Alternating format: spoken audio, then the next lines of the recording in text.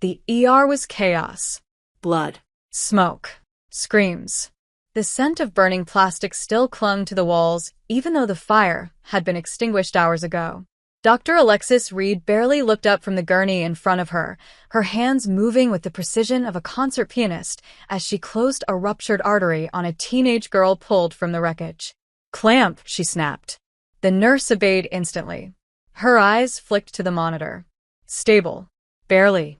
Alexis exhaled silently. "One down." Too many left. Another paramedic rushed in with a burn victim, and another.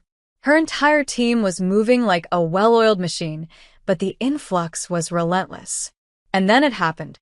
The moment her life quietly rearranged itself without her consent. "Incoming," someone shouted. Alexis turned just in time to see a stretcher being wheeled in, guided by a woman in soot-covered turnout gear, a slash across her temple bleeding freely, her left arm held awkwardly against her body. The firefighter wasn't the one on the stretcher. She was the one holding the unconscious victim's airway open while shouting orders to the attending nurse. Alexis's eyes narrowed. The firefighter was loud. Too loud. Commanding attention in her chaos. Alexis hated that. She moved toward the stretcher, brushing past the commotion, and locked eyes with the woman just as she stepped back and stumbled, her knees buckling slightly. "You're injured," Alexis said flatly. "I'm fine," the firefighter snapped, clearly not. "You're bleeding," Alexis added, less concerned with her tone than with the way blood was trailing down her cheek. "Not my blood," the woman shot back, but she looked faint. Alexis gestured sharply to an intern. "Get her on bed 3 and page ortho." "You," she looked at the firefighter. "Sit down before you fall down." The firefighter gave her a look so sharp it could cut steel. "I'm not your patient. Yet," Alexis replied coolly. "Hey, if you're enjoying this story, go ahead and drop a like to help us grow even more. And let me know in the comments, on a scale from 0 to 10, what score would you give this story so far? Your feedback makes all the difference." Already moving to assess the victim she'd brought in. But the woman's presence stayed in her peripheral vision, magnetic and irritating. Her stubbornness, her ridiculous insistence on staying upright despite obvious injury, reckless. Alexis hated reckless. It got people killed. Later, when things calmed slightly, only slightly, Alexis passed by the curtained bed and paused. The firefighter was sitting upright now, her turnout jacket draped over her lap, her t-shirt damp with sweat and blood, her skin pale but defiant. "You're Casey Romano," Alexis said, glancing at the chart. "You Googled me already?" Casey asked with a smirk. Alexis didn't blink. "Your helmet had your name on it. I can read." "You're fun," Casey muttered. "And you're concussed," Alexis replied. "Let me look at that cut. I told them I didn't need stitches. And I'm telling you that you do. Congratulations, this isn't a democracy." Casey leaned back with a sarcastic flourish. "Do your worst, Dr. Reed," Alexis said, already gloving up. "You always this charming?" "Only when I'm exhausted and covered in strangers' blood," Alexis deadpanned. Casey chuckled low. "Well, aren't you a ray of sunshine?" Alexis didn't answer. She stepped between Casey's knees to clean the cut, noting the way the firefighter's breath hitched, just for a second. It was almost imperceptible, but Alexis's body registered it before her mind did. Their eyes met. Alexis paused. Casey's eyes were the color of stormy skies, defiant and too alive for a woman who flirted daily with death. "You could have passed out carrying that victim in," Alexis said after a beat. "But I didn't. You're lucky." "No," Casey said, softer now. "He is." Alexis hesitated again. She hated that answer, because it was too close to noble, too close to true. The silence stretched. Alexis finished the stitches with clinical efficiency, then stepped back. "You'll have a scar." "Chicks dig scars," Casey said, grinning. "I don't," Alexis replied, peeling off her gloves. "You don't seem like someone who digs much of anything. And you seem like someone who digs too many graves with your own hands," Alexis countered, and immediately regretted how harsh it sounded. Casey blinked once. Her face shuddered slightly, but the grin didn't fade entirely. Well, That was poetic. Alexis opened her mouth to say something else, something less cutting, but was interrupted by her pager. Cardiac emergency. Of course. She turned on her heel, without another word. That should have been it. One interaction. One annoying firefighter with too much nerve and not enough self-preservation. Alexis told herself she wouldn't see her again. wouldn't need to, but she did. 3 days later, Casey returned with a child she pulled from a wrecked car. She stayed until the kid was stabilized. Alexis saw her again 2 nights after that, walking in with smoke in her hair and blood on her boots. And then again. And again. Each time, the tension grew thicker. Arguments about methods. Heated glances. Accidental brushes of hands. Casey called her Ice Queen. Alexis called her Adrenaline Junkie. Neither stopped showing up. But tonight, the night Alexis would remember as the true beginning, Casey showed up not with a patient, but as one. Collapsed in the fire truck after a warehouse blaze, lungs full of smoke, her body trembling. And Alexis? She ran. Literally. Left mid-consult to find her. She didn't pause. Didn't pretend not to care. Not that night. She found Casey half-conscious, trying to argue with an orderly. "I'm fine," she rasped. "No," Alexis said, stepping in, her voice low and hard. "You're not." Casey looked at her then, really looked, and something passed between them. Recognition, resignation, and something that felt dangerously close to want. Alexis touched her shoulder, meant to guide her, but the contact lingered. Warm. Electric. "You keep showing up," Alexis whispered. "You keep stitching me up," Casey whispered back. They stood like that a moment too long. Long enough for the world to tilt slightly, for breath to hitch again, for the unspoken to scream between them. They were opposites. Fire and ice. Reckless and reserved. Emotion and logic. They were never meant to fall. But they would. Oh, they would. Alexis didn't plan to check the burn unit that night. She'd finished a double shift and was halfway through shedding her scrubs when her feet, acting without permission, turned down the corridor. She told herself it was protocol, follow-up, routine. But she knew better. The elevator doors opened and there she was, Casey Romano, lying in the hospital bed with one arm in a sling, oxygen tubes under her nose, her face bruised and jaw clenched as she flipped through a worn paperback she clearly wasn't reading. Alexis paused at the threshold. Casey looked up. Their eyes locked, and for a moment, neither of them said anything. Alexis stepped in. "You're awake." "Brilliant deduction," Casey rasped. "You should be resting. You should be leaving." Alexis ignored the bite in her tone. "You inhaled smoke, suffered a mild concussion, and dislocated your shoulder. You shouldn't be sarcastic. It requires energy." Casey sighed and laid the book down, her head falling back against the pillow. "I'm fine." "You're not." "Then say whatever you came to say and go." Alexis took a few steps closer. "I came to make sure you're not dying." "Disappointed?" "Strangely, no." Casey's brows lifted, clearly surprised. Alexis's voice softened, almost against her will. "When the call came in, they didn't say who it was.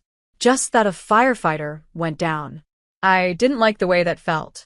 That admission hung in the air like static. Casey tilted her head toward her. "I thought you didn't like complications."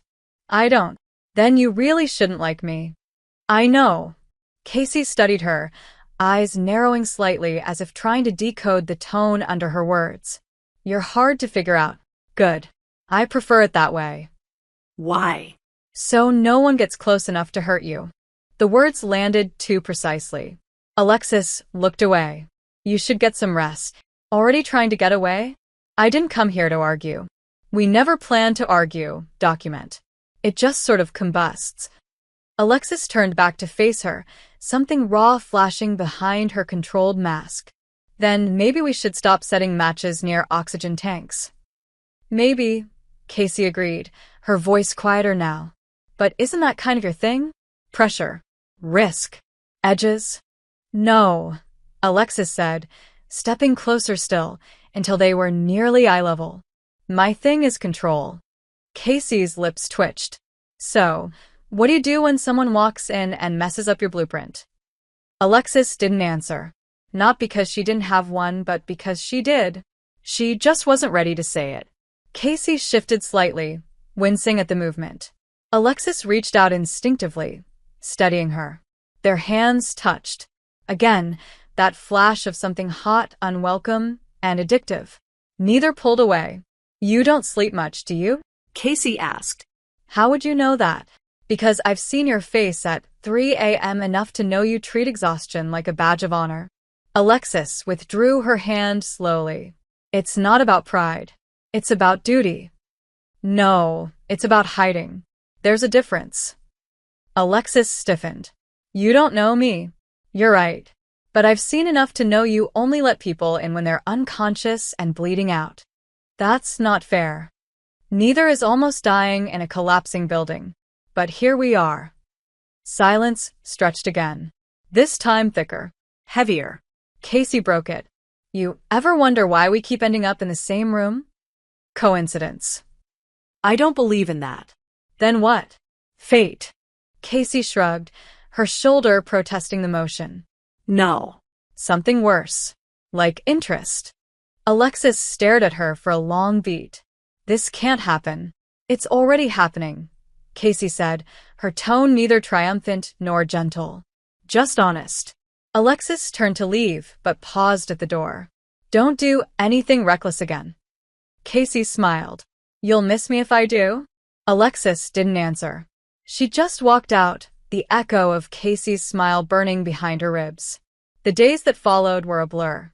Alexis threw herself into surgeries, consultations, the endless rhythm of hospital life. But it didn't work. The more she tried to bury the fire, the more it spread. Casey texted her. Once. A photo of a grilled cheese sandwich and the caption, healing food. You'd hate it. Alexis didn't reply. The next time she saw her was in the OR.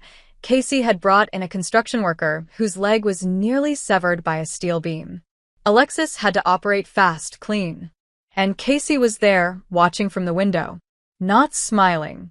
Just there. After the surgery, she waited outside. Alexis nearly walked past her. But she didn't. You shouldn't be here, Alexis said. Why not? You're recovering. So are you. Alexis blinked. From what? From the part of yourself you keep trying to amputate. Alexis's breath caught. She didn't know why it hit so hard. Maybe because it was true. You talk too much. You feel too little, Casey replied. Or maybe you don't. Maybe you just hide it behind perfect sutures and long hours. Alexis stepped closer. Why are you pushing this? Because I can't stop thinking about you. Alexis swallowed. That's a bad idea. Tell me you haven't thought about me. Silence. Then, good night, Casey. But she didn't mean it. She wasn't walking away because she didn't feel it. She was walking away because she did. That night, Alexis didn't sleep. And the worst part? She didn't even try. Alexis hadn't spoken to Casey in 5 days. Not since that night in the hallway outside the OR when her voice faltered and her resolve cracked just enough for Casey to see it. She thought the distance would help. That work would drown out the distraction, the burn, the memory of the way Casey looked at her like she saw past every wall Alexis had spent a decade constructing. But distraction was a liar. Because Alexis couldn't breathe inside the silence. And when she finally came face to face with Casey again, it wasn't on her terms. It never was. She walked into Trauma Bay 2 after a car pileup that brought in 3 criticals. Her focus was razor sharp until she saw the familiar curve of a jawline streaked with blood, a soot-stained tank top soaked in sweat, and those storm gray eyes blinking against the harsh lights. What happened? She asked the attending, keeping her voice clinical. Firefighter Romano brought in a victim. Took a hit to the ribs during the rescue. She insisted she was fine. We ignored her. Alexis moved without thinking, taking the chart, stepping to Casey's side. You just can't help yourself, can you? Good to see you too, Casey muttered, wincing as she shifted. You think you're invincible. I think someone had to pull that woman out of the crumpled Civic before the gas leak turned it into a coffin. And did you think your ribs would like being broken in the process? They're not broken, just dramatically bruised. Alexis leaned in, her fingers brushing over Casey's side. Casey hissed in pain. Right. Dramatically. Touché. Alexis looked up, their faces close now. Too close. Casey's voice dropped. Miss me, Doc? Not even a little. Alexis lied. Liar. Alexis hated that word. Hated how easily Casey could read her. You should rest. I'll make sure ortho evaluates the damage. You're the only damage I'm concerned about lately. Alexis straightened, caught off guard. Don't flirt with me when you can't even sit up straight. Why? It makes you nervous? No. It makes me annoyed. Liar, Casey repeated with a smirk that didn't quite reach her eyes. Alexis hated how easily her pulse responded to that smirk, how her hands still tingled from where they'd touched Casey's skin. She turned away quickly. You need to stay for observation. I've got a shift in 48 hours. You won't be ready. Try and stop me. Alexis spun around. Why do you keep doing this? Risking everything for strangers. Why do you pretend you don't understand why? Because it's stupid. The word rang too loudly in the curtain space. Alexis caught her breath, looked around. Casey stared at her, something shifting in her expression. No. It's not stupid. It's terrifying. Alexis faltered. You think I like seeing people suffer? That I enjoy bleeding for them? I do it because no one else is there. I do it because I'd rather be the one in pain than the kid trapped inside a burning building. You want to know the difference between us? You cut people open to save them. I run into fire and drag them out before you ever get the chance. Alexis couldn't respond. Not immediately. She swallowed the lump rising in her throat. You think I don't carry them? That I sleep at night because my hands are clean? Casey blinked. I didn't say that. No. But you think I'm cold, controlled, unreachable. Casey exhaled. No. I think you're afraid that if you feel too much, it'll consume you. That landed with a weight Alexis hadn't prepared for. Her shoulders sank, just slightly. And you? Aren't you afraid? Every time I step into a fire, every time I get out. Alexis stared at her. Really stared. Casey looked exhausted. Bruised. But so fucking alive. You should stay the night, Alexis said, quieter now. Monitored. You want me here so you can monitor me personally? Casey teased, voice husky. Alexis stepped closer again. This time, she didn't stop herself. I want to know that when I leave this room, you'll still be breathing when I come back. Casey's teasing expression faded. That's a heavy thing to say. Then maybe stop making me feel it. The silence between them pulsed. Not awkward. Not uncertain. Just charged. Casey tilted her head. What would happen if you stopped fighting this? I don't know. Liar. Alexis's jaw tensed. I don't have space in my life for this. For you. Then why do I keep filling it? Alexis had no answer. Because there wasn't one that wouldn't sound like surrender. She reached for the chart again to break the moment, but Casey's hand caught hers midair. Stay, Casey whispered. Just sit with me. 10 minutes. Alexis stared at their intertwined hands. Her thumb brushed across Casey's knuckles without permission. 10 minutes. She could spare 10. She sat in the chair beside the bed. Close enough to touch. Close enough to ache. Neither of them spoke. But the air was loud with everything they weren't ready to admit. And Alexis knew, deep in the hollow of her chest, that this wasn't a detour. It was the beginning of something neither of them could undo. It was 2:46 a.m. when Alexis found herself standing outside Casey's hospital room for the third night in a row. She told herself she was just checking on her patient, but that word had long since lost its meaning. Casey Romano wasn't just another broken body to mend. She was something else entirely, something that carved a space into Alexis's carefully managed world, lit a fuse she'd spent her entire career keeping cold. The door was ajar. Alexis didn't knock. Casey was awake, eyes fixed on the ceiling, arms crossed over her chest, hair a mess of half-dried curls. She turned her head slowly, no surprise in her face when she saw Alexis enter. "You're early," she murmured. Alexis crossed her arms. "You think I was watching the clock? Weren't you?" Alexis didn't respond, but her silence was answer enough. Casey sat up, grimacing at the strain on her ribs. Alexis moved to steady her, but Casey brushed her off. "I'm good. You say that even when you're coughing up soot. You say nothing even when you're falling apart." The room felt tighter suddenly. Alexis stepped back. "I shouldn't be here. And yet here you are." Alexis's voice was quieter now. "This isn't what I do." "No. You stitch people up and disappear before the blood dries. I get it. I'm not wired for this." "For what?" "Connection." Casey's eyes flickered. "You connected to me the moment you touched my face with those cold surgeon fingers and told me I'd scar." Alexis inhaled slowly. "And you didn't flinch. You flirted." "You think I was flirting? Weren't you?" Casey smirked. "Weren't you?" Alexis looked away. "You're impossible. You're guarded.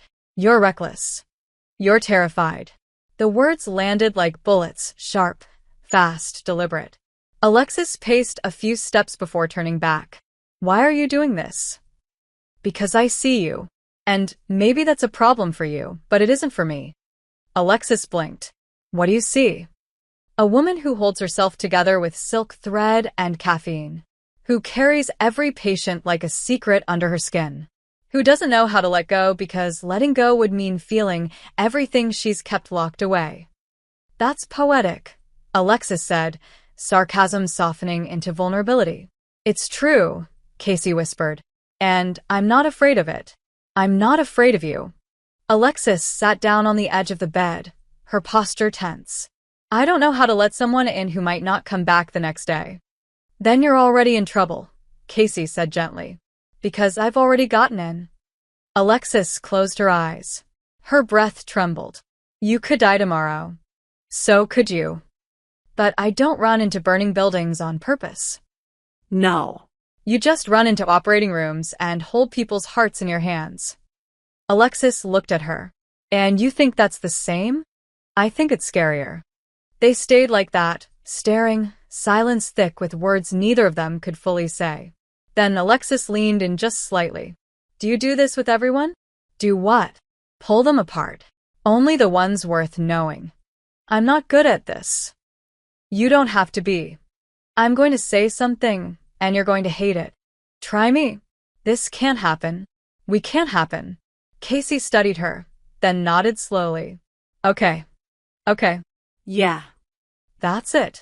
No. "But I'm letting you pretend it is." Alexis's heart stumbled. "Why?" "Because you'll come back. You always do." Alexis didn't answer. She couldn't. Instead, she reached for Casey's wrist and found her pulse, steady and warm beneath her fingers. It was a touch that lingered longer than it needed to.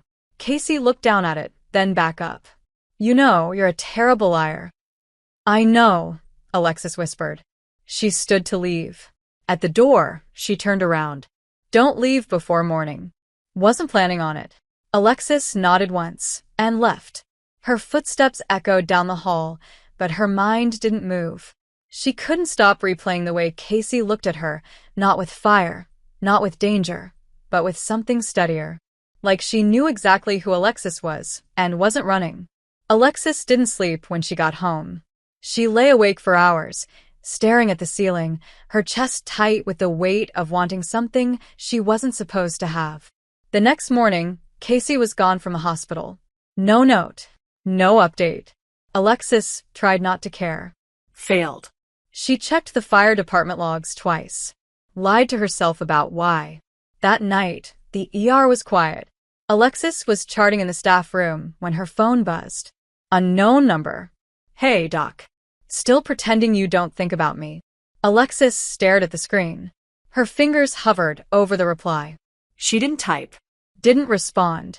But her lips curved, just slightly. And when her shift ended, she didn't go home. She drove to the firehouse. The firehouse was quiet when Alexis arrived, which only made the sound of her own heartbeat louder. She stood in front of the heavy bay doors, staring up at the brick building like it might swallow her whole. The last time she'd been here was for a training seminar years ago, long before Casey Romano had crashed into her life like a controlled burn she couldn't extinguish. She shouldn't have come. Every part of her logical, disciplined brain screamed at her to get back in her car, drive home, and forget this entire lapse in judgment. But something deeper, something older, more human, held her there. Her knuckles were halfway to knocking when the door swung open. Casey stood in the frame, a smudge of grease on her cheek, her dark hair pulled into a loose bun, a navy t-shirt clinging to her like it belonged there. For a second, neither of them moved. Alexis felt every molecule in her body rearrange. "You came," Casey said, voice low. "Don't sound so smug," Alexis replied. "I almost didn't. But you did." Alexis looked past her into the empty garage. "You alone. Night shifts out on a false alarm. I stayed back to finish maintenance." Alexis hesitated. "I shouldn't be here. And yet, here you are," Casey echoed with a quiet smile. Alexis stepped inside.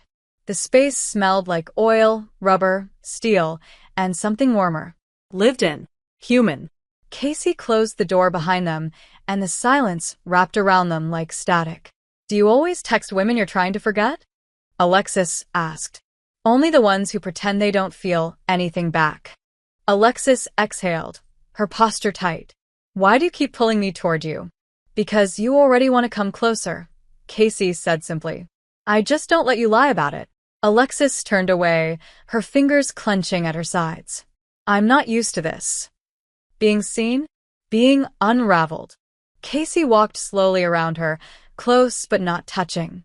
"You think letting go means losing control. But maybe it's the only way to get free." "Free from what?" "From whatever it is that makes you build walls, so high no one can even see where you're standing." Alexis's voice cracked, barely audible. "People die." Yes. "We both know that. I don't get to grieve. I don't get to love people I could lose." "So you don't love anyone?" "I try not to." Casey stepped even closer. "How's that working out for you?" Alexis finally turned to face her, her eyes glassy but fierce. "I can't stop thinking about you." "Then stop pretending you're not already mine." The words knocked the breath from her lungs. Alexis surged forward, and suddenly Casey's hands were on her hips, warm and steady, grounding. Their mouths met, not tentative, not soft, but desperate. Years of restraint burned away in a kiss that tasted like fire and defiance. Alexis broke first, her breath ragged. "This is a mistake."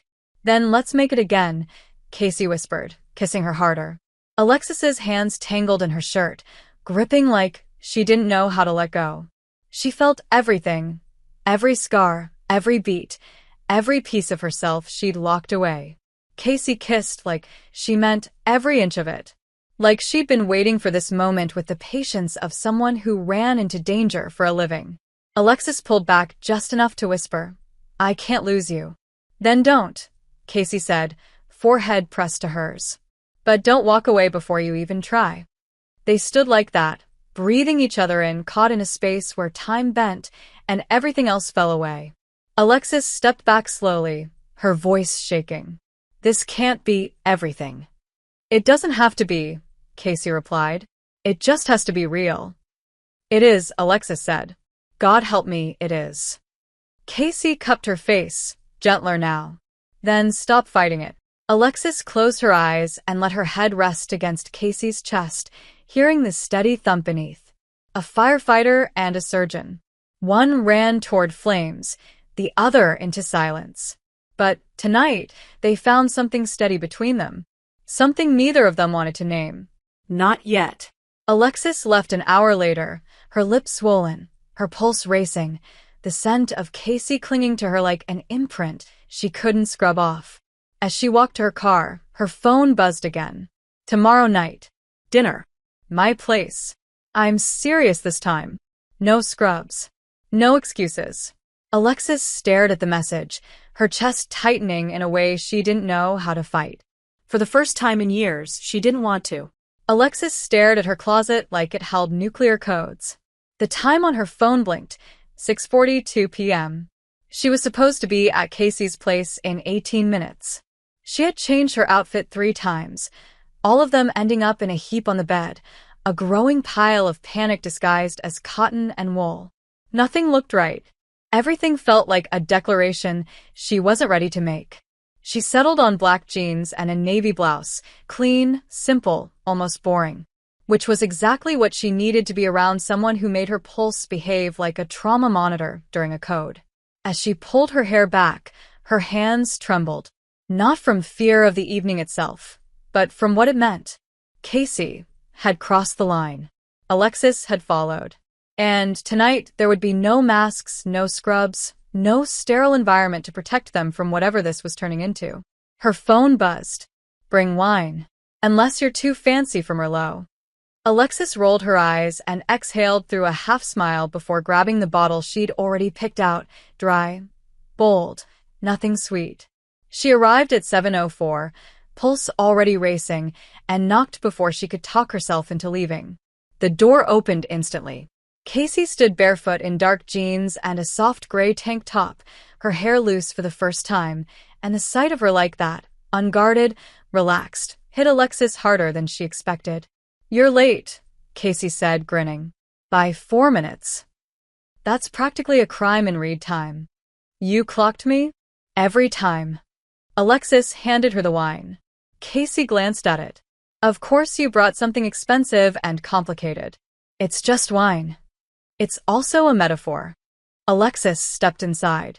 The apartment was small but warm, full of mismatched furniture and personal touches, plants that looked barely alive, framed photos of firehouse memories, and a record player humming in the corner. She noticed a leather-bound notebook on the coffee table and almost asked, but thought better of it. Smells like garlic, she said. Don't get excited. It's just pasta. You cook?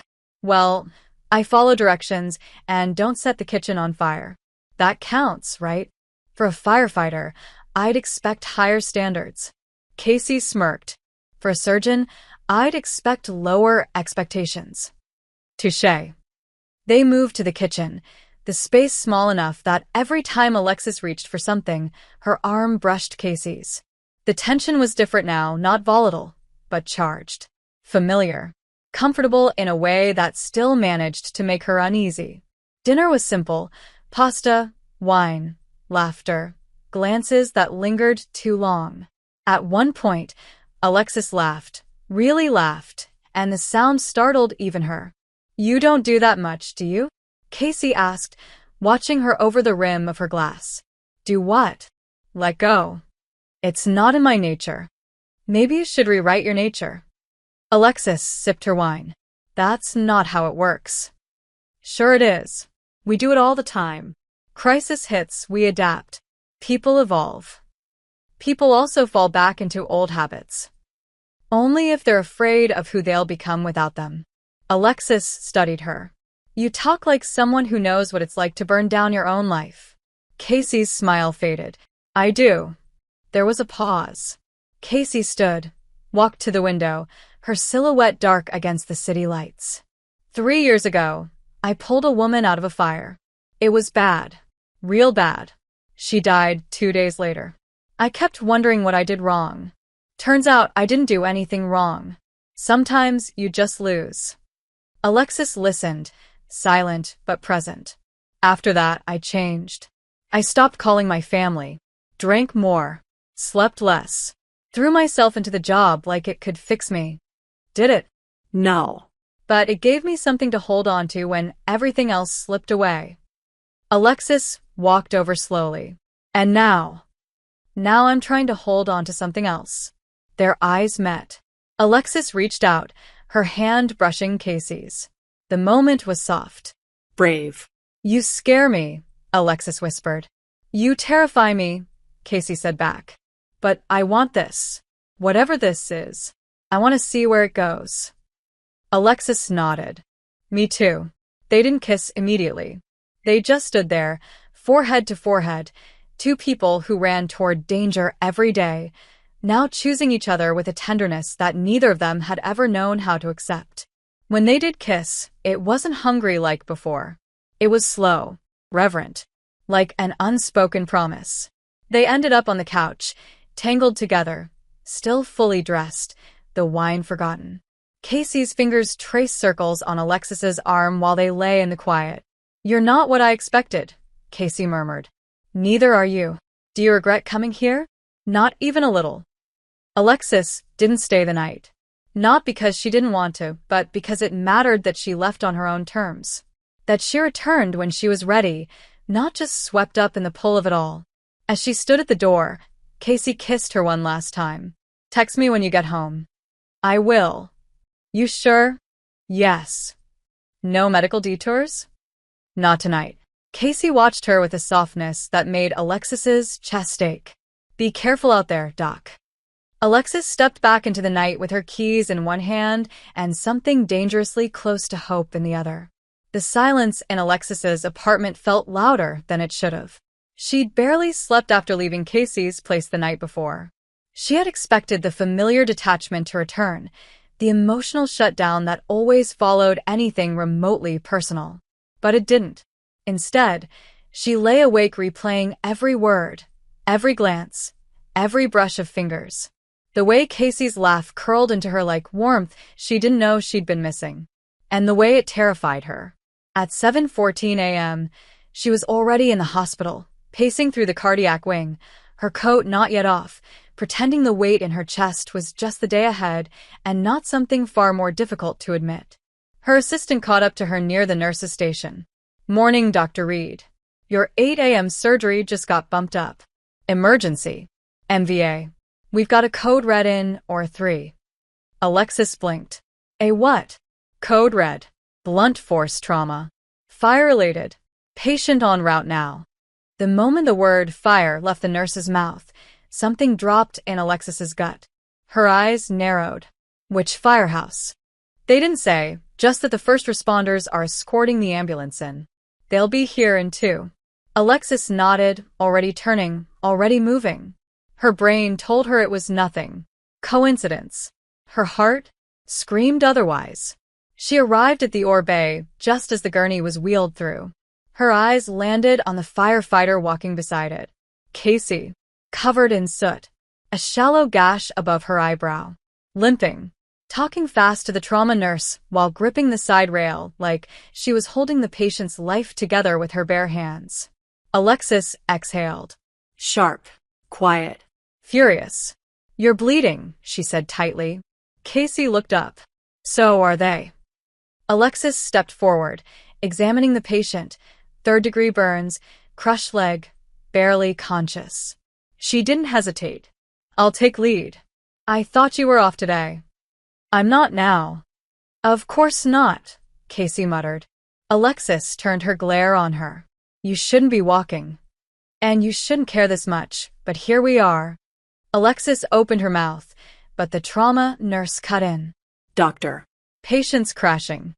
And just like that, the argument shattered into focus. Alexis went into surgeon mode. Orders flew. Gloves snapped. Machines beeped. She worked like she always did. Fast, brilliant, focused, but with an edge she couldn't shake. Casey's presence in the corner burned in her periphery, even when she wasn't looking. After the operation, 3 hours of fighting for a life that barely held on, Alexis scrubbed out, ripped the cap from her head, and found Casey waiting by the vending machines, sipping black coffee like it could cover the bruise blooming across her ribs. Alexis didn't speak.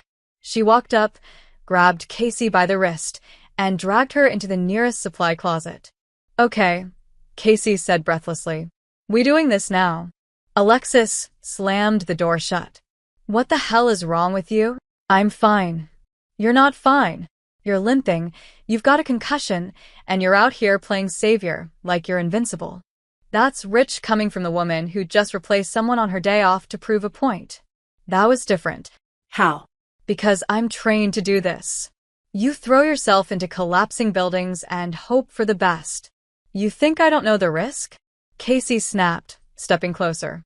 You think I haven't watched people I love die because I wasn't fast enough?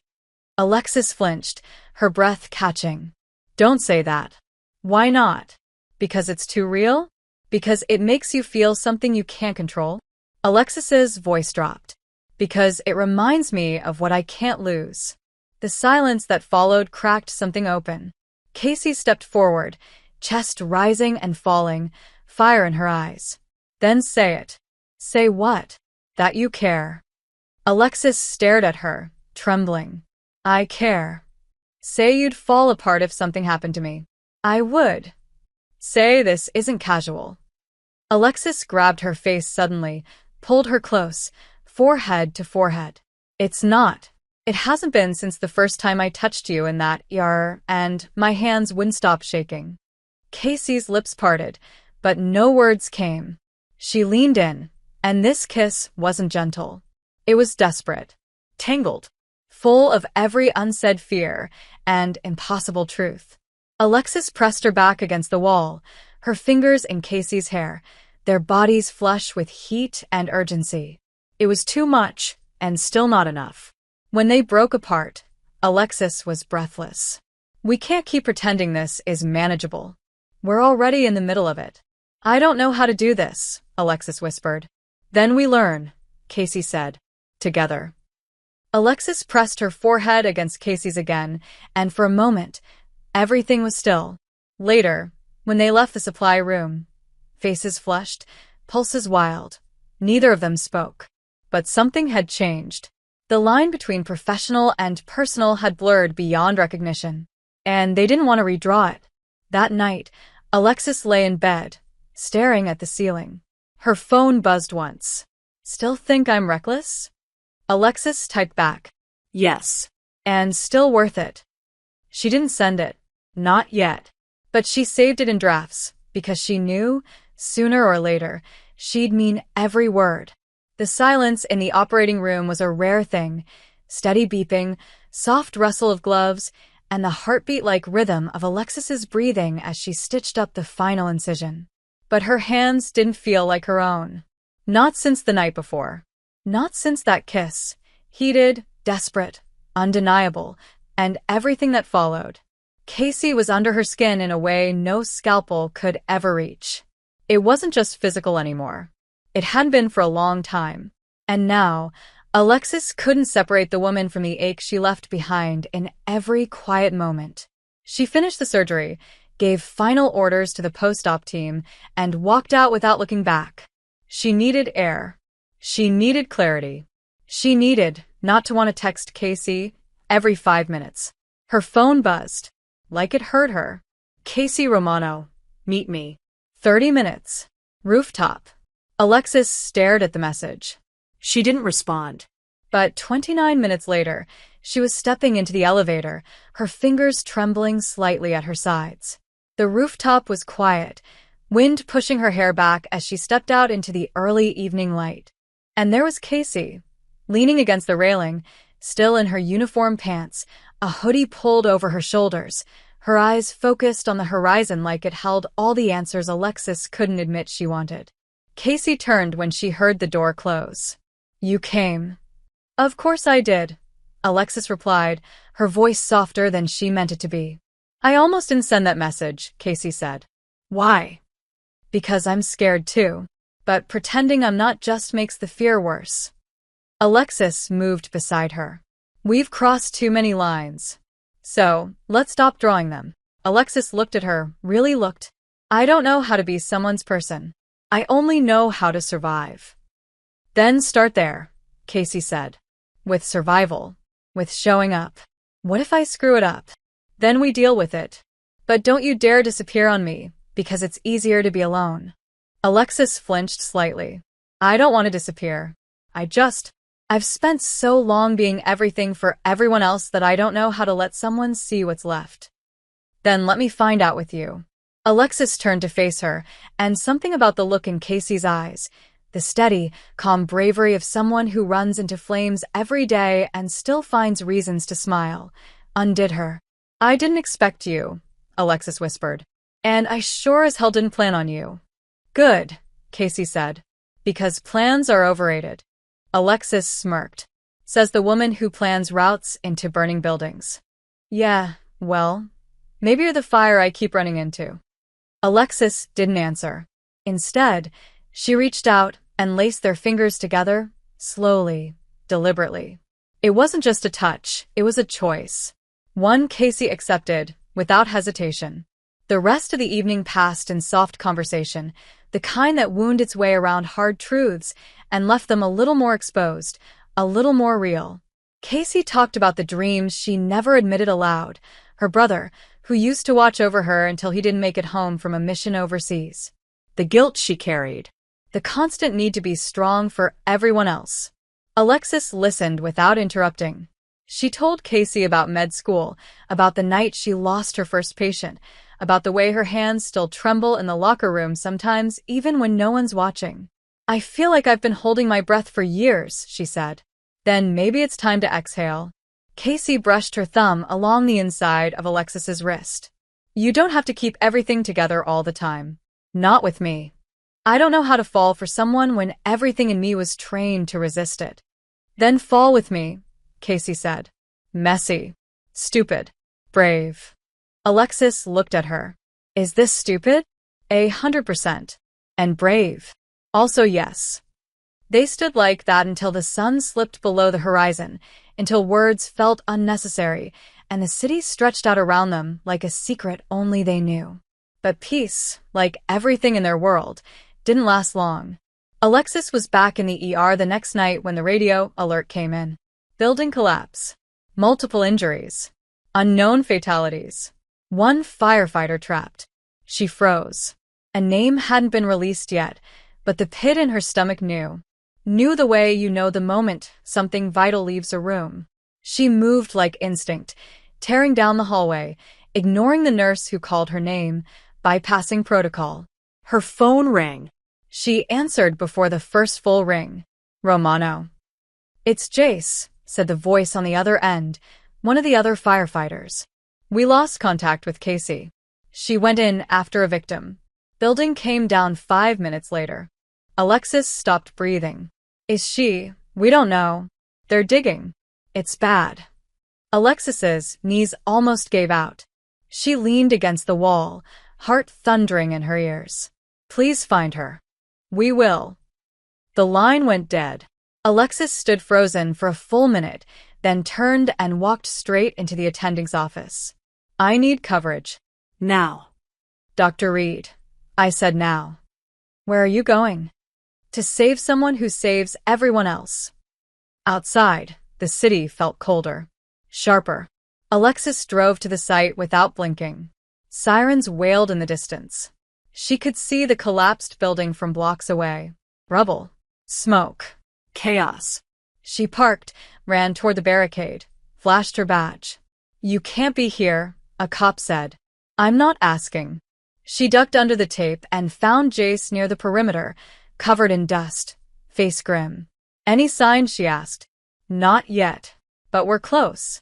We think she's under Sector 4. Alexis stared at the pile of twisted steel and concrete. Her pulse was pure adrenaline, but her fear was something deeper, something ancient. She had never prayed in her life. Not once. But now, she did. Not out loud. Not to a god. Just to the universe, to fate, to the stubborn breath that still lived in her chest. Let her be alive. Let her be alive. Let her be alive. Smoke lingered in the air like a memory that wouldn't clear. Alexis stood at the edge of the rubble, eyes fixed on the spot marked Sector 4, where Casey had last been seen. Paramedics moved around her. Firefighters shouted instructions. The scene pulsed with chaos, but all she could hear was her own heartbeat, relentless and furious. Casey was in there. Somewhere beneath twisted steel and broken concrete. Somewhere in the darkness. Alive or not. And Alexis could do nothing but wait. She wasn't trained for this kind of rescue. She couldn't cut through concrete with scalpels or restart a heart buried under debris. She could only stand there and feel useless, helpless, terrified. Her arms were crossed tightly, nails digging into her sleeves, trying to keep herself from unraveling in public. Jace approached, face covered in ash, eyes tired. "We've got a signal," he said, voice low. Infrared picked up body heat. Could be her. Alexis's throat closed. Could be. We won't know until we dig through. But it's human. Stationary. Small. She's not small, Alexis whispered, almost to herself. She's everything. Jace didn't respond. Just turned and went back to the others, barking orders as the team closed in on the zone. Alexis didn't move. Couldn't. The minutes dragged. Then an hour. Then another. All she could do was replay every moment she hadn't said what she should have. Every time she'd pushed Casey away instead of pulling her close. Every time she let fear speak louder than feeling. She imagined Casey down there, breathing dust, fighting for air, bleeding in silence. She imagined her dying alone. She imagined never seeing her again. The thought gutted her. She turned and walked away from the wreckage, not because she was giving up, but because if she didn't move, she was going to fall apart in front of everyone. She ended up leaning against the back of an ambulance, shaking, jaw tight. A paramedic offered her water. She didn't take it. Her hands were too unsteady. She hated this feeling. This helplessness. She was a surgeon, she fixed things. She didn't wait. She didn't pray. But she was doing both now. When the shout came, it sliced through the air like a scalpel. We found her. Alexis's head snapped up. She ran, full sprint, toward the sound, her lungs burning. She reached the edge of the newly cleared path just in time to see a group of firefighters pulling a stretch of concrete aside. Underneath, barely visible, was a body, soot-covered, still, pinned by a fallen beam. Alexis's breath caught. Casey. No response. One of the men turned to her. She's breathing. Weak, but she's alive. Alexis dropped to her knees beside the rescuers, reaching through the dust. Get her out. Carefully. Her left leg's pinned. Watch her head. She's got a history of concussion. They worked fast, lifting the debris with terrifying precision. When they finally pulled Casey free, her body slumped, limp and unconscious, but warm. Alexis pressed her fingers to Casey's throat. A pulse. Thready, but there. I've got her, she said. I've got you, she whispered, this time to Casey.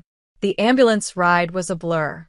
Alexis sat beside her the entire time, fingers locked around Casey's wrist, whispering nonsense just to fill the space. You're okay. You're going to be okay. Don't you dare quit on me. I'm not done yelling at you. The ER team rushed in as they arrived. Alexis wouldn't let go. Page trauma. Page neuro. Get a chest scan now. I want blood work, a full panel. Don't touch her face. There's a laceration near the orbital ridge. She was pinned for over 90 minutes. Watch for crush injury. Dr. Reed, one of the nurses, said gently. You're not on duty. She's mine, Alexis snapped. You don't get to touch her unless I say so. But then her hands were being pulled away. Her body guided out of the way. We've got her, someone said. Let us work. And Alexis, heartbreaking, stepped back. Watching Casey vanish behind the curtain was like watching her own ribs cave in. The minutes crawled. Alexis sat in the hallway, blood still smeared across her hands, her scrub top ruined from kneeling in the dirt. She didn't care. She didn't even blink. Then the curtain opened, and one of the surgeons walked out. She's stable, he said. A fractured femur, mild internal bleeding, some dehydration. She's lucky. She's strong. Alexis's breath shuddered out of her. Can I see her? She's still unconscious. But yes. Alexis walked into the room slowly. Casey was pale, a bandage over her eye, lips cracked. But she was there. Alive. Alexis sat beside her, reached for her hand. It took everything in her not to cry. You stupid, reckless woman, she whispered. You almost broke me. The monitor beeped steadily. Alexis leaned forward, resting her forehead against Casey's hand. I'm in love with you, she said, the words like a confession and a surrender all at once. And you scare the hell out of me. Because you make me want a life. I don't know how to live. But if you wake up, if you come back to me, I'll try. I swear I'll try. The room was quiet. And then, so faintly she almost missed it, Casey's fingers twitched.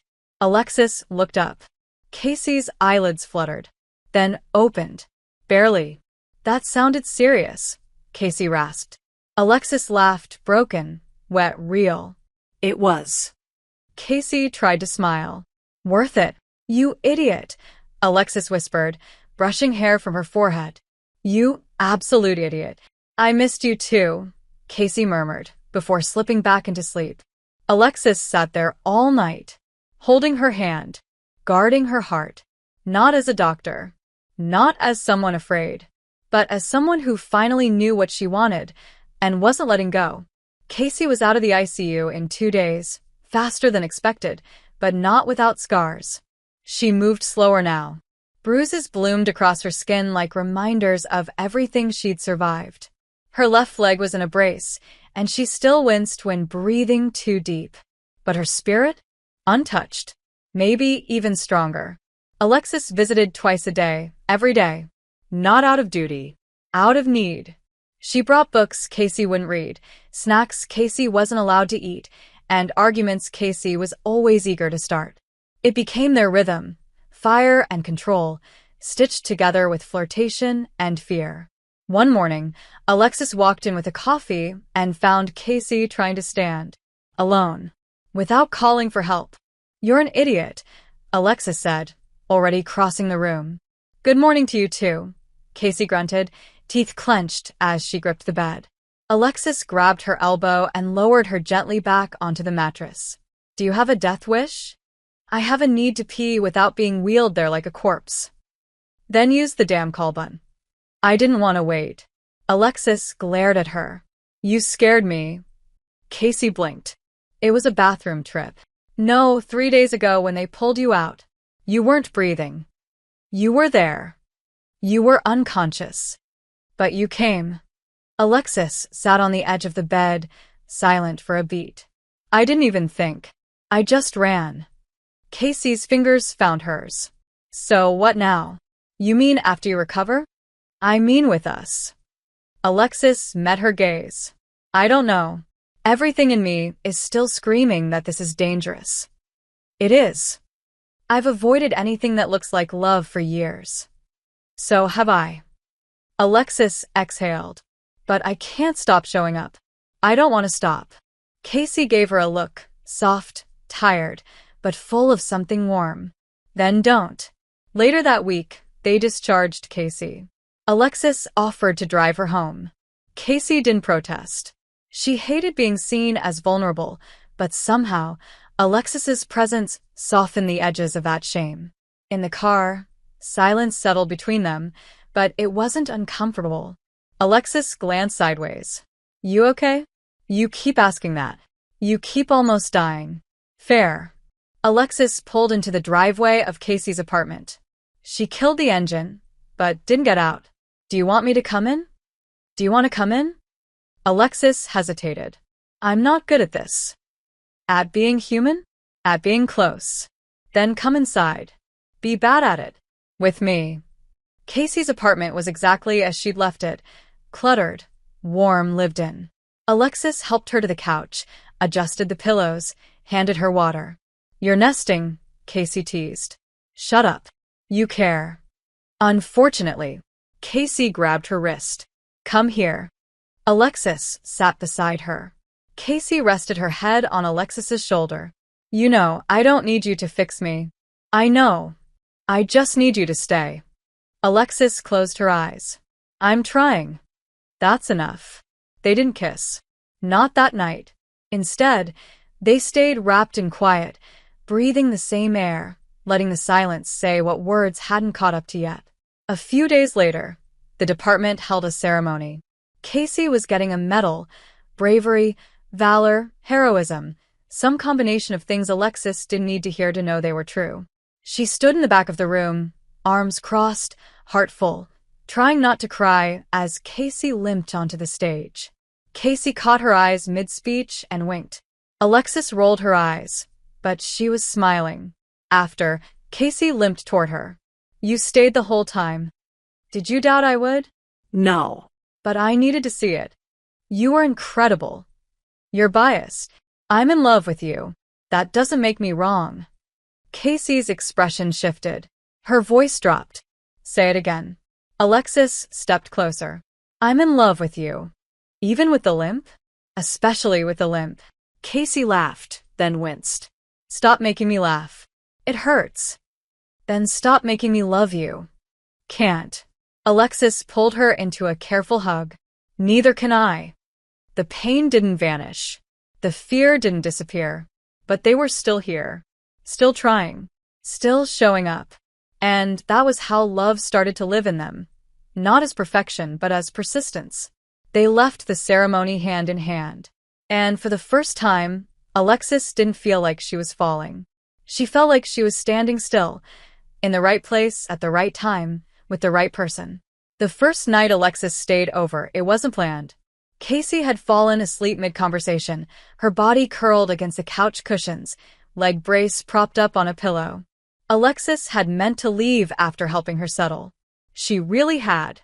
But the thought of closing the door behind her and walking back into that sterile apartment of hers, where silence echoed off every wall, felt unbearable.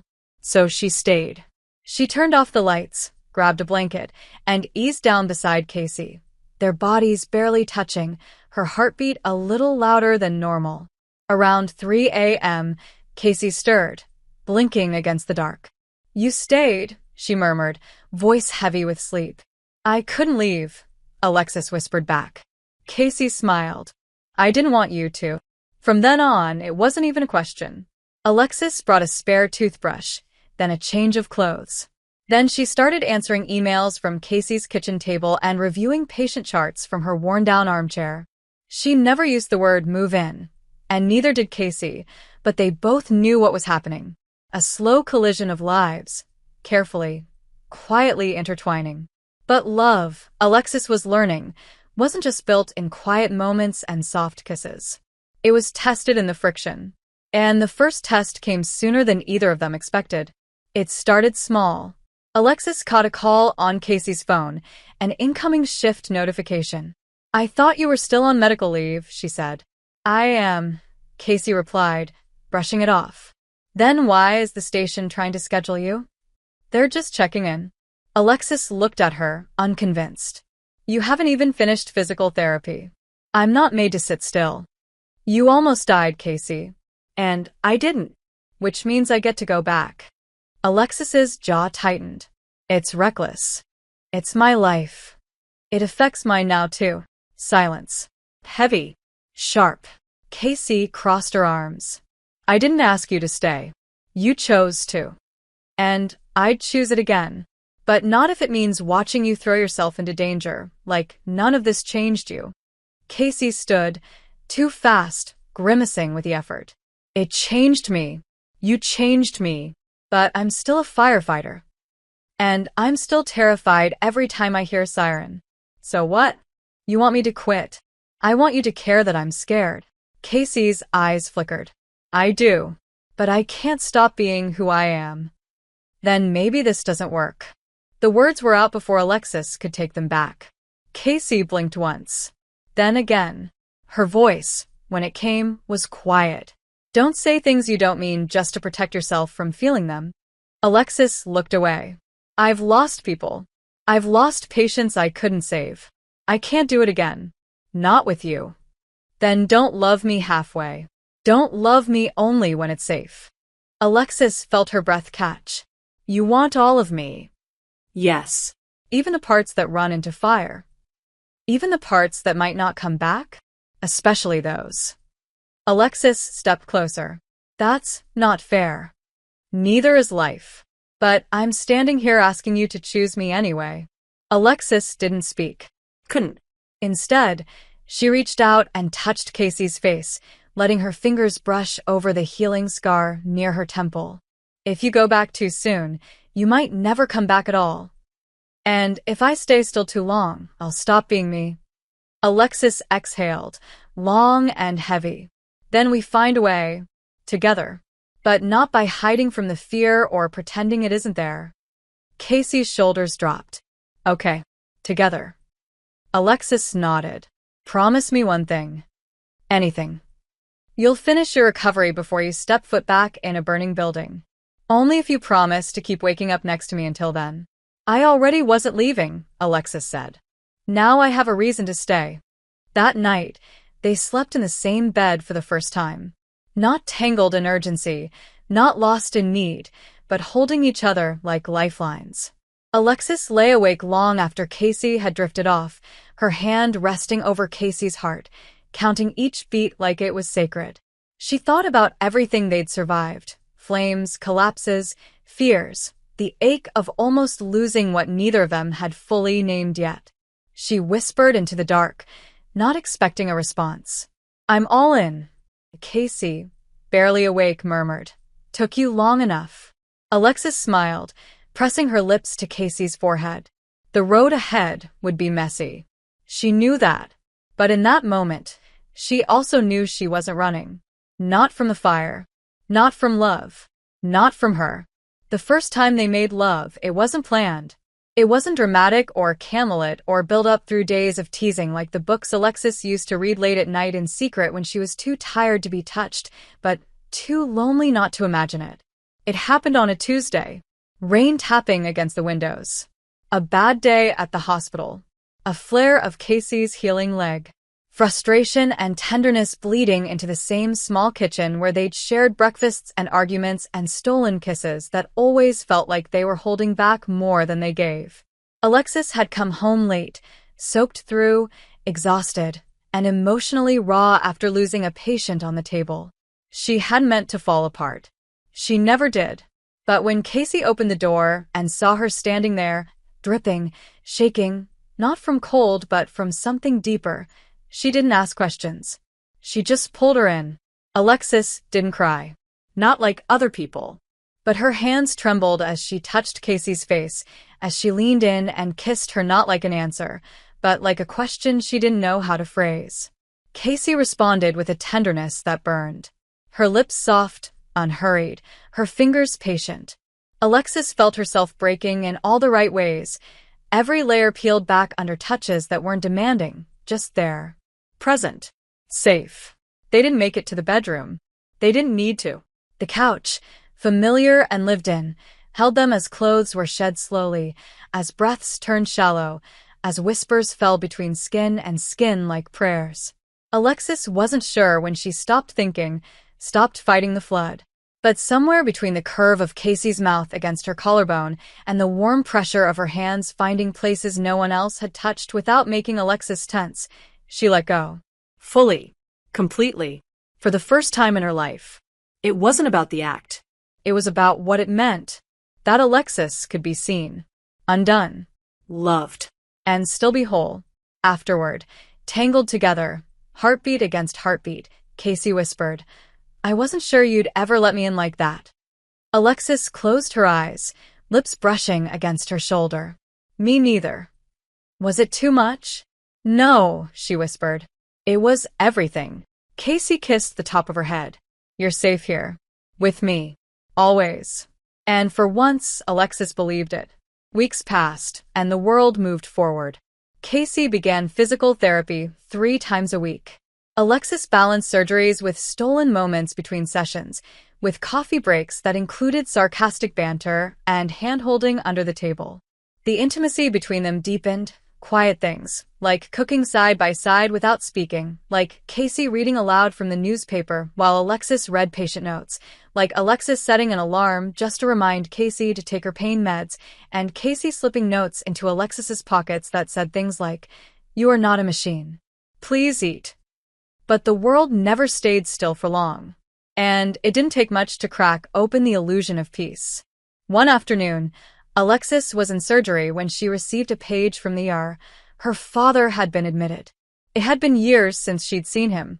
Even longer since she'd spoken to him. She found him on a stretcher, oxygen mask on, eyes glassy with pain. The nurses gave her the chart. Cardiac complications. Family history of early onset heart failure. Alexis stared at him. The man who taught her how to fear emotion, who told her vulnerability was weakness, who'd walked out when her mother died and never looked back. "Alexis," he rasped. I didn't know where else to go. She didn't answer, Didn't speak. didn't move. It wasn't until after they stabilized him and transferred him to cardio that she allowed herself to breathe again. She sat outside the ward, elbows on her knees, mind spinning, that old ache rising in her chest like smoke in her lungs. And then Casey was there. She didn't ask.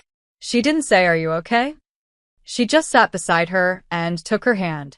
Alexis let her. "He's the reason I never believed people stayed," Alexis said finally. "He's the reason I thought love was a transaction." Casey tightened her grip. "And what are we?" Alexis looked over. "You're the reason I'm rewriting that story." That night, back at home, Alexis was quiet. Not distant, just deep inside herself. She didn't need space. She needed grounding. And Casey gave it to her. She didn't press. Didn't fix.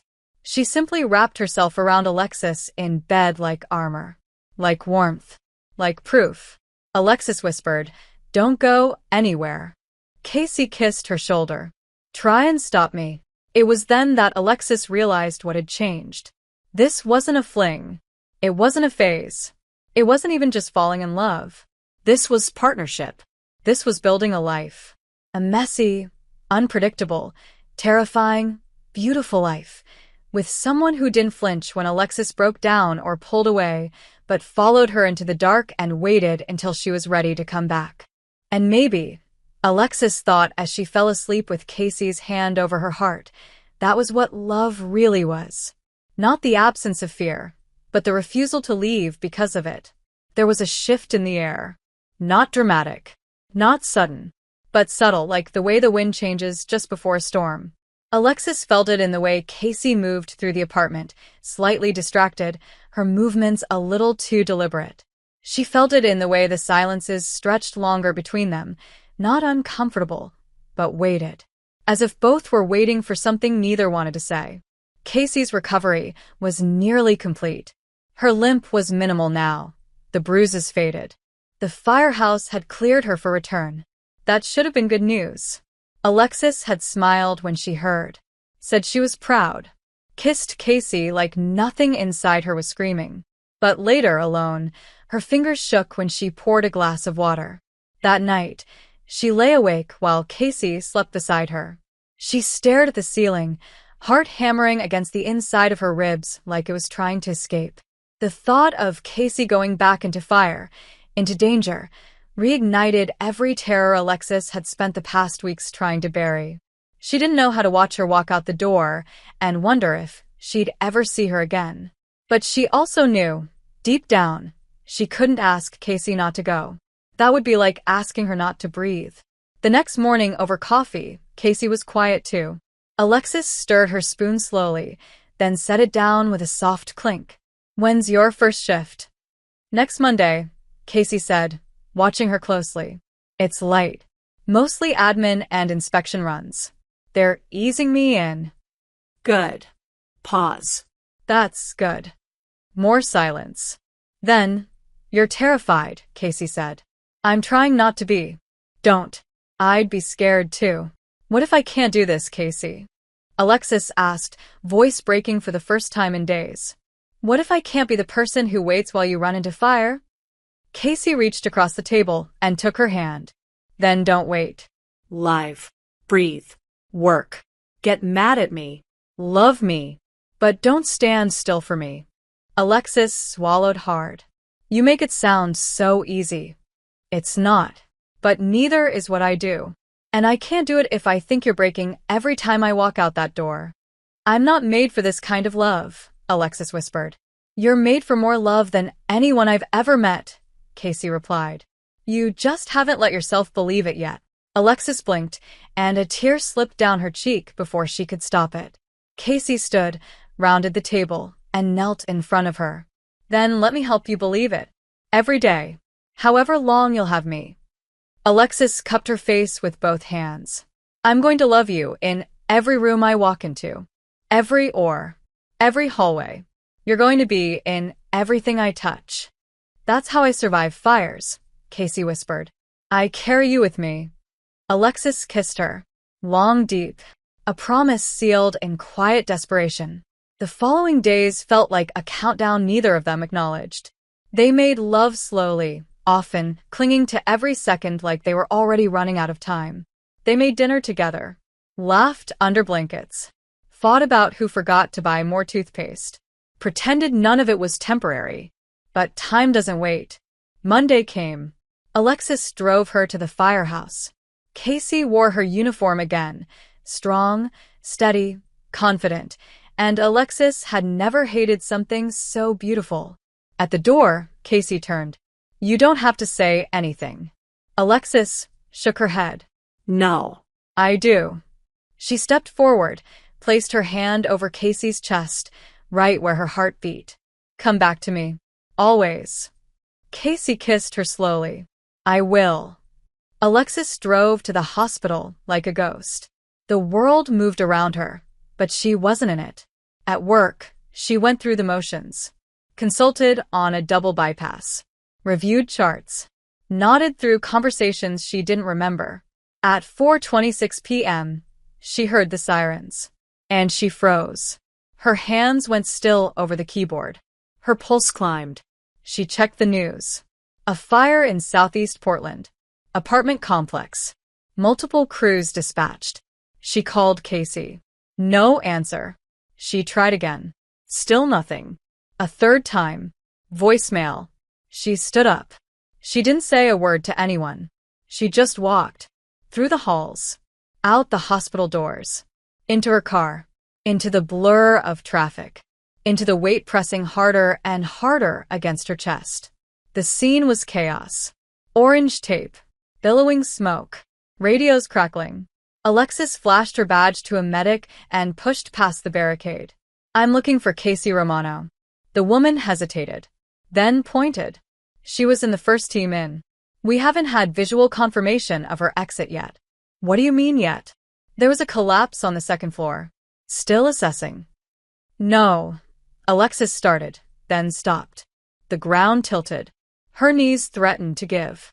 She backed up, grabbing a nearby post to keep from collapsing. Not again. Not now. Not like this. Then someone shouted. We've got two. Two firefighters emerged through the smoke, coughing, limping. One of them was Casey, covered in soot, eyes glassy, breathing hard, but standing. Alexis ran to her, her arms wrapped around her before Casey could even speak. You weren't answering, Alexis whispered. I couldn't breathe. Casey pulled back, cupped her face with blackened gloves. I'm okay. I'm okay. Alexis shook her head, pressed their foreheads together. You can't scare me like this. Then you're in the wrong relationship. Alexis laughed through tears. I hate how much I love you. That's the best kind of love. Take me home, Alexis whispered. Now. That night, they didn't speak. Not about the fire. Not about fear. They lay in bed, pressed skin to skin, as if memorizing each other was the only thing that could keep the world from falling apart. Alexis traced the new bruise on Casey's shoulder. Casey kissed the hollow of Alexis's throat. It wasn't about sex. It was about being alive. Being here. Being theirs. And as they drifted off to sleep, tangled in sweat and love and silence, Alexis whispered something she hadn't said since the day her mother died. Please don't leave me. Casey held her tighter. Never. It was supposed to get easier. That's what Alexis kept telling herself. That with time, routine, and proof that Casey would always come back, the fear would lessen, the panic would fade. But it didn't. Not really. It just got quieter. Deeper. It lived in her like a pulse beneath her skin, a second heartbeat that only got louder when the sirens screamed outside the hospital window or when Casey's number flashed on her screen during odd hours. Casey tried to reassure her. She always did. She called between shifts. She texted photos of the firehouse dogs sleeping in ridiculous positions. She sent dumb memes and updates about the weird calls they responded to, a cat in a dryer, a guy stuck in a vending machine. But Alexis felt the shift. Casey was being careful with her. Too careful. Like she was walking a line between who she was and who she thought Alexis needed her to be. And Alexis hated it, because the last thing she ever wanted was to make Casey smaller to fit inside the safe little life Alexis had built for herself. One night, Alexis waited up past midnight. Casey's shift had run over, and even though she said not to wait, Alexis did anyway. She always did. When the door opened and Casey stepped inside, her face was pale, her expression tight. Alexis stood. What happened? It was a kid, Casey said, setting down her helmet. House fire. We got him out, but she didn't finish the sentence. Alexis didn't ask her to. She stepped forward, pulling Casey into a hug before either of them could speak again. Casey's body melted into hers. I could smell his backpack. Burning plastic. I haven't stopped shaking. Alexis guided her to the shower, helped her undress slowly, reverently, without a word. She waited while Casey stood under the hot water, forehead pressed against the tile. When she stepped out, Alexis wrapped her in a towel and kissed her shoulder. They didn't make love. They just lay in bed, holding each other in the dark, wordless and raw. And that was the moment Alexis realized they were nearing a breaking point. Not between them, but inside them. Something had to give.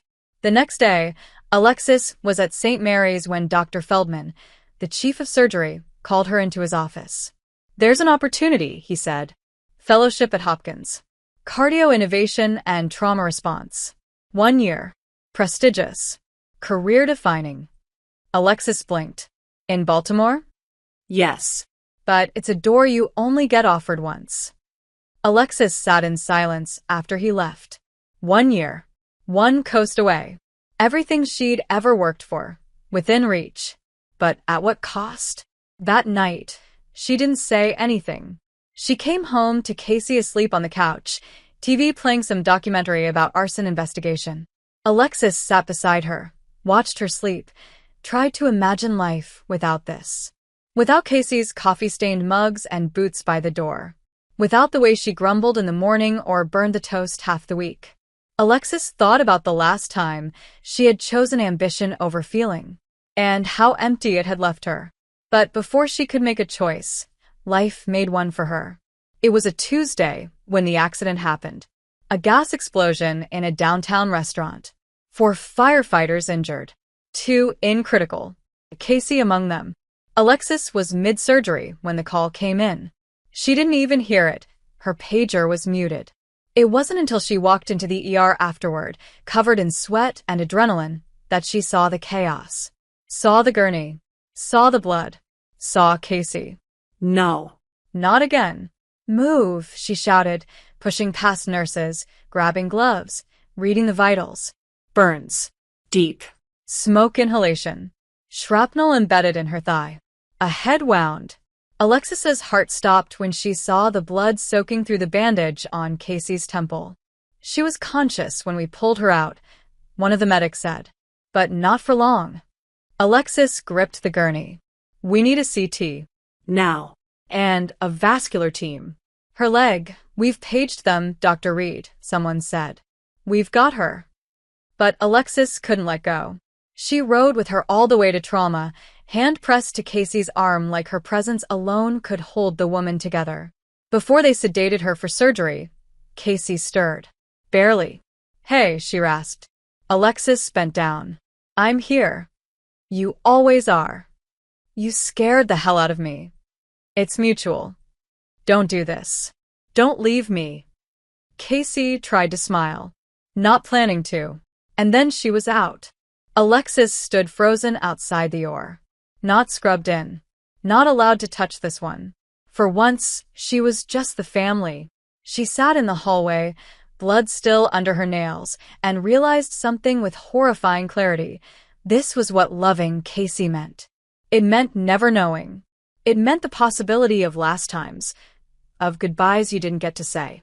But it also meant this, that if she ever had to live in a world without Casey Romano in it, she wouldn't know how. 3 hours later, the surgeon emerged.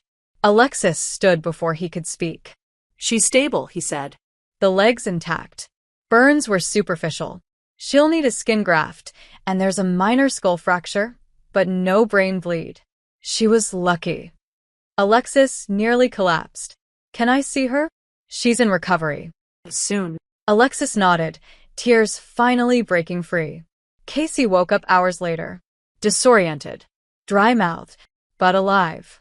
Alexis was sitting beside her, holding her hand, eyes red. You came, Casey whispered. Alexis leaned in. I'm not going anywhere. Casey blinked slowly. Why do you look like hell? Because that's what it feels like to almost lose you. Casey squeezed her hand. I'm okay. No. You're not. But you're here. You're shaking. Alexis exhaled. I got offered a fellowship. Casey blinked. What? Johns Hopkins. 1 year. That's huge. Yeah. When? They want an answer in 48 hours. Casey's fingers tightened. What are you going to do? Alexis stared at her. That depends. On what? On whether you still want me when I say no. Casey's voice cracked. Don't give up your dream for me. I'm not. I'm choosing a new one. One where you live. Casey started to cry. Alexis crawled into the hospital bed, careful of the wires and tubes, and pulled her into her arms. I'd rather build something messy and terrifying with you than win awards in a city that never held your name. Casey whispered, then let's build it. And Alexis whispered back, I already started. Casey was released from the hospital 5 days later. She left in a wheelchair she hated and with bandages she swore she didn't need. But she was alive. She was breathing. And Alexis couldn't stop watching her. Not like a doctor. Not like a protector.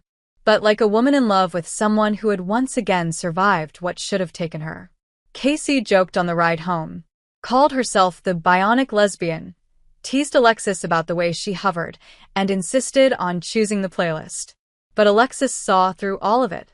The winces Casey tried to hide. The way her fingers trembled when she thought Alexis wasn't looking. The shadows in her eyes when silence stretched too long.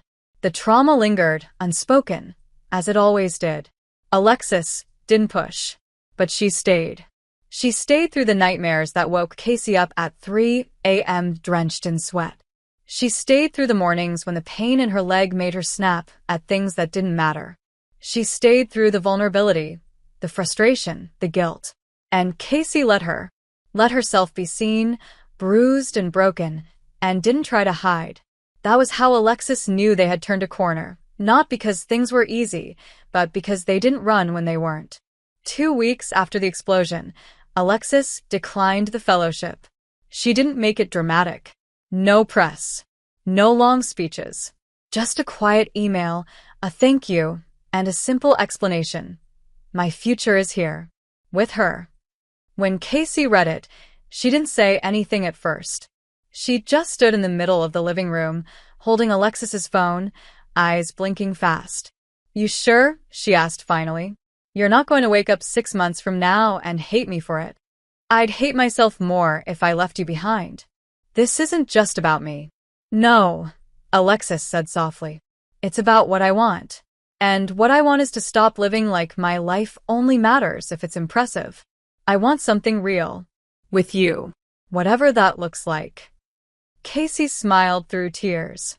Even if that looks like a firefighter with a bum leg and second-degree burns? Especially then. Recovery was slow. Some days were beautiful. Some weren't. But they figured it out. Together.